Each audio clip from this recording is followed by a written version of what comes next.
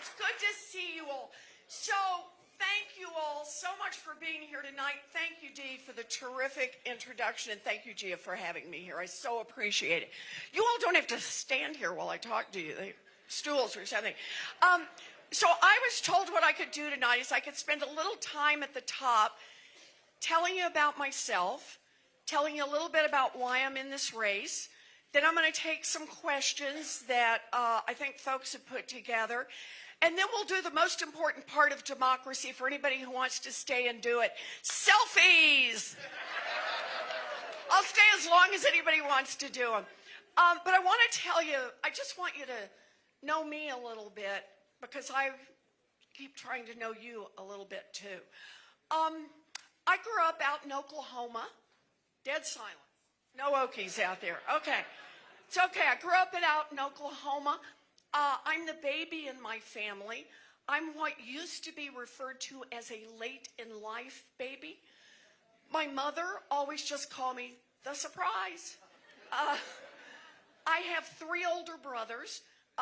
They're all now retired, and they all live back in Oklahoma. Collectively, they were always referred to as the boys, and they're still called the boys, to distinguish them from the surprise. And when we were growing up, our daddy had a lot of different jobs. He sold paint, he sold carpet, he sold fencing, he sold housewares. Yeah, we were just kind of a making it along family. By the time I was in middle school, my 3 older brothers, they were all headed off to join the military. My daddy had a massive heart attack.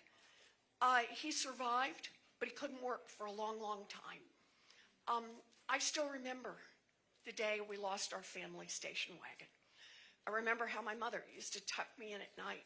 She'd kiss me and she'd pat my blankets. She'd smile and she'd leave the room. And then I'd hear her. When she closed the door, she'd start to cry. She never wanted to cry in front of me. This is the time in my life I learned words like mortgage and foreclosure. And also the time in my life when my mother, who was 50 years old, who had never worked outside the home, saw the day when the only way she was going to save our house and our family was to get a minimum wage job at the local Sears. And that Sears job saved our home, saved our family. I had a dream. All 3 of my brothers' dream was to join the military. It was service, but it was also a path to America's middle class. For me, my dream was different. I've known what I wanted to be since 2nd grade. I wanted to be a public school teacher. Can we hear it for America's public school teachers? Yeah. And just so you all know, I used to line my dollies up and teach school. I had a reputation for being tough but fair. It's what I always wanted. By the time I graduated from high school, my family didn't have the money for a college application, much less to send me off to 4 years at university. So, like a lot of Americans, I don't have a straight line story. I don't have a straight path. A lot of twists and turns in my story. So here's how my story goes. I was a high school debater, and I got a scholarship off to college. Yay! I loved it. And then at 19, I fell in love, got married, and dropped out. Yay! A good life, one I had chosen for myself, but it meant I wasn't going to ever get to teach. And then we're living down in Houston, Texas, and I found it. 45 minutes away, a commuter college that cost $50 a semester. So for a price I could pay for on a part-time waitressing job, I finished my 4-year diploma. I became a special education teacher. I have lived my dream job.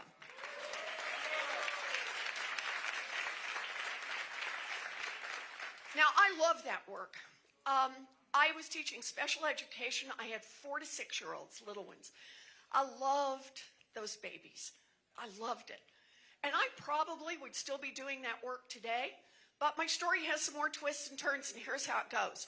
By the end of the first year, I was visibly pregnant. And the principal did what principals did in those days. Wished me luck and hired someone else for the job. So, there I am. I'm at home. I got a baby. I can't get a job. I got to do something. By now, we're living in New Jersey. And my answer is, I will go to law school. Okay. Found a state law school, cost $450 a semester. Baby on hip, I head off and do 3 years of law school.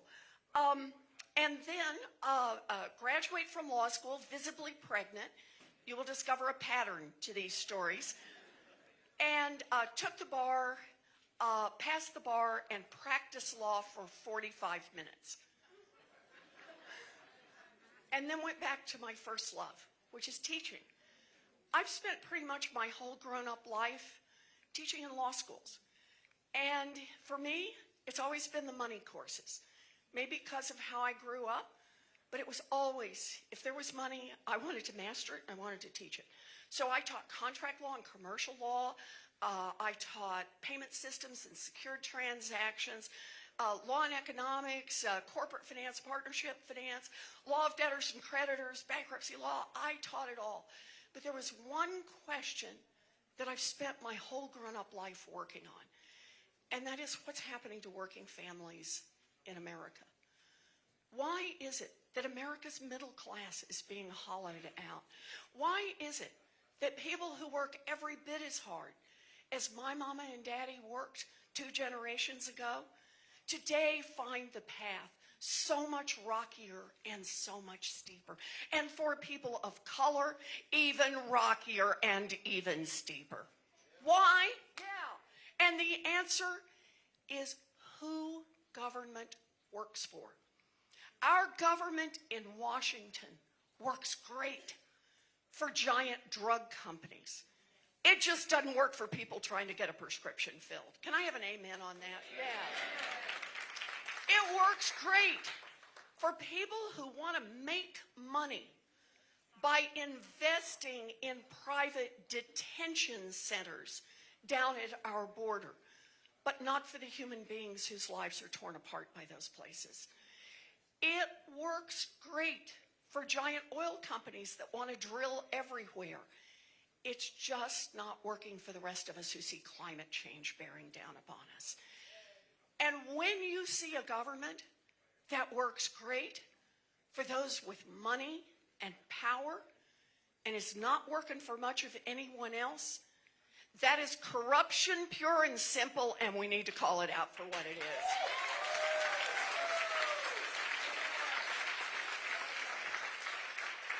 Corruption.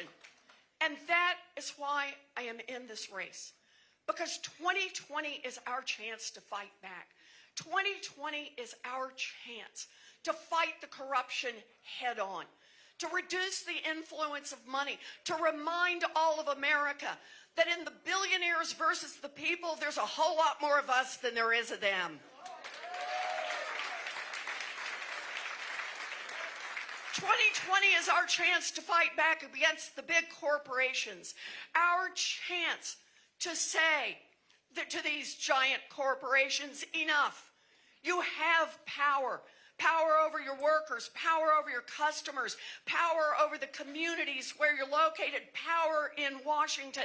Well, I say it's time to put more power back into the hands of workers. That's why I'm here. Make it easier to join a union and give unions more power when they negotiate. Unions built America's middle class, and unions will rebuild America's middle class.